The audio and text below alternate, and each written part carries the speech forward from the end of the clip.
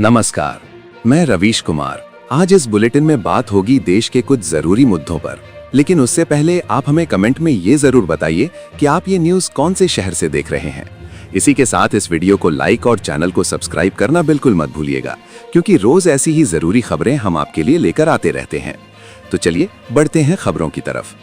PM Modi पर America की तरफ से बहुत दबाव है। ट्रेड डील पर राहुल गांधी ने उठाए कई सवाल। डोकलाम मुद्दे पर लोकसभा स्थगन के बाद राहुल गांधी ने मोदी पर ट्रेड डील, किसानों, अडानी और एप्स्टीन मामलों को लेकर दबाव में होने और समझौता करने के आरोप लगाए। कांग्रेस सांसद राहुल गांधी ने लोकसभा में डोकलाम का मुद्दा उठाया, जिसके बाद कार्यवाही को स्थगित कर दिया गया। इसके बाद संसद परिसर में मीडिया से बात करते हुए राहुल गांधी ने किसान, अडानी और एप्स्टीन फाइल्स का जिक्र करते हुए प्रधानमंत्री नरेंद्र मोदी पर कई आरोप लगाए। शेयर मार्केट, रुपया और सोना चांदी, इन 4 इंडिकेटर पर देखें भारत यूएस डील का कैसा असर। भारत और अमेरिका के बीच अटकी ट्रेड डील पर बात बनी तो इसका असर भारत में साफ देखने को मिला। गोल्ड, सिल्वर हो, शेयर बाजार हो या फिर रुपया, सभी में जोरदार तेजी आई है। भारत और अमेरिका के बीच लंबे समय से अटकी ट्रेड डील पर आखिरकार बात बन गई है। डोनाल्ड ट्रंप ने इसे लेकर बड़ा ऐलान किया और इसके डील के तहत भारत पर लागू टैरिफ को घटाकर तत्काल 18% करने की घोषणा कर दी। बहुत अच्छा, शशि थरूर ने इंडिया यूएस डील की दिल खोलकर तारीफ की।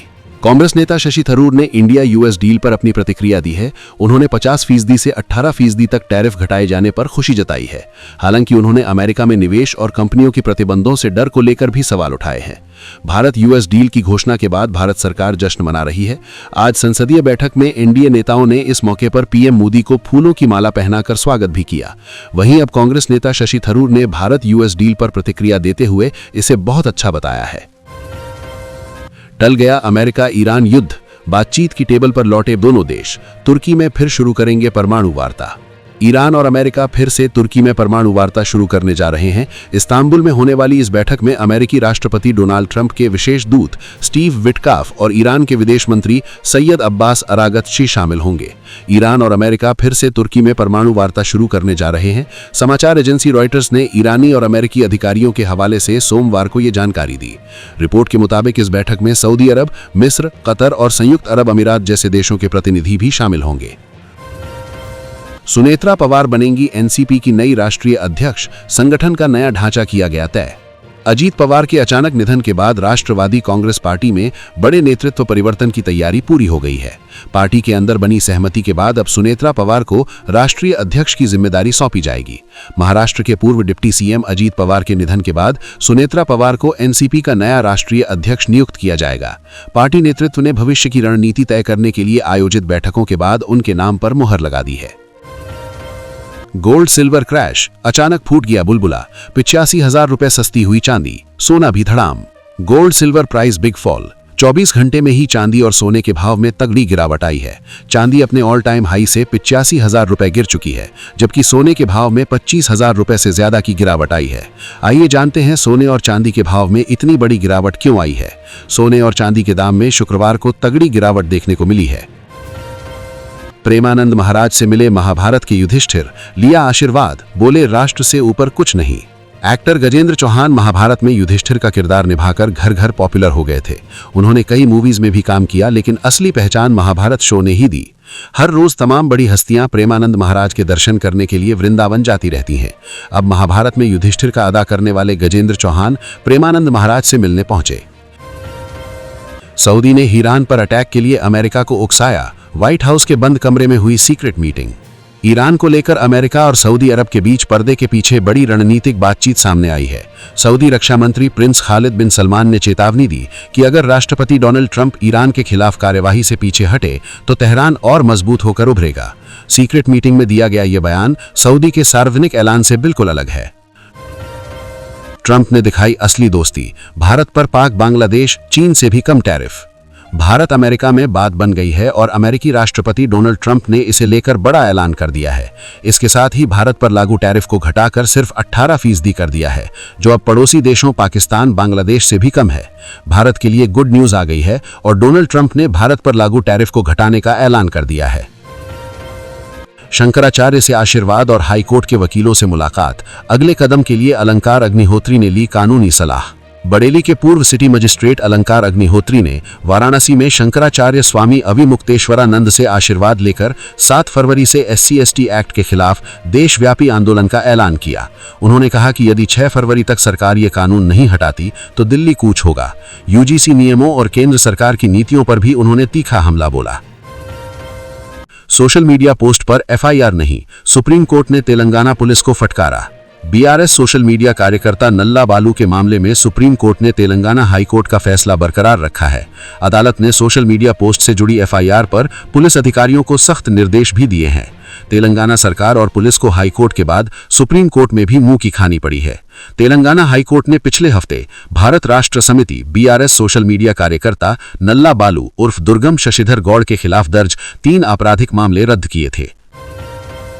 भारत ने बांग्लादेश मालदीव की आर्थिक सहायता घटाई। नेपाल भूटान समेत इन मित्र देशों के लिए खोली तिजोरी। केंद्रीय बजट 2026 में भारत ने बांग्लादेश को दी जाने वाली सहायता को आधा कर दिया है और मालदीव की आर्थिक सहायता में भी 8% की कटौती की है। वहीं नेपाल, भूटान, श्रीलंका, मॉरिशस की आर्थिक सहायता में बढ़ोतरी की है। भारत ने इस साल के केंद्रीय बजट में बांग्लादेश को दी जाने वाली आर्थिक सहायता को आधा कर दिया है और ईरान के चाबहार प्रोजेक्ट के लिए कोई भी राशि आवंटित नहीं की है। बजट में बांग्लादेश के लिए आवंटन को पिछले वर्ष के 120 करोड़ रुपए से घटाकर 2026-27 के लिए 60 करोड़ रुपए कर दिया गया है। पाकिस्तान का सरेंडर, T20 वर्ल्ड कप में भारत के साथ खेलने से इनकार, अब एक्शन की तैयारी में ICC।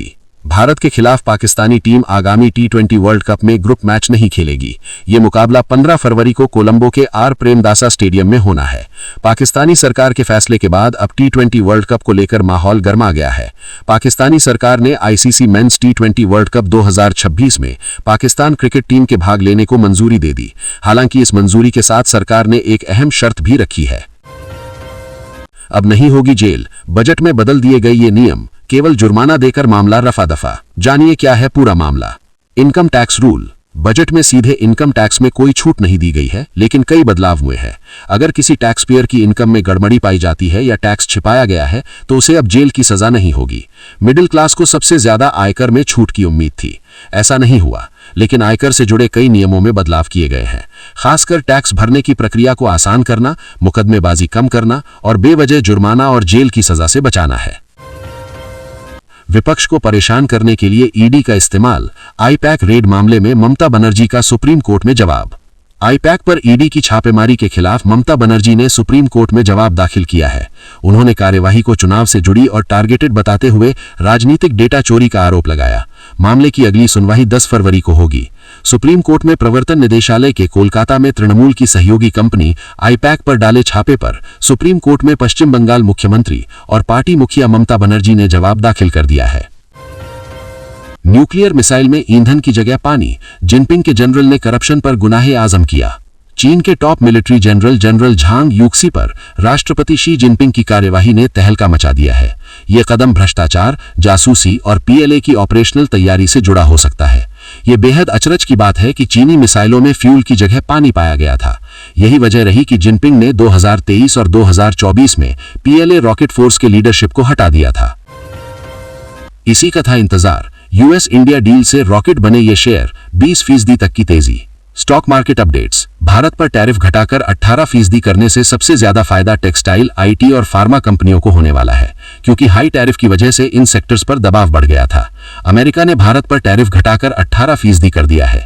इस ऐलान का पहला पॉजिटिव असर शेयर बाजार पर देखने को मिल रहा है। सेंसेक्स में करीब 2500 अंकों का उछाल है, जबकि निफ्टी में 700 अंकों की तेजी देखी जा रही है। शेयर बाजार के लिए ये एक बड़ा ट्रिगर पॉइंट है। उत्तर प्रदेश में तेज हवाओं और बारिश के साथ हुई ठंड की वापसी। उत्तर प्रदेश की राजधानी लखनऊ में मौसम ने एक बार फिर करवट बदली है।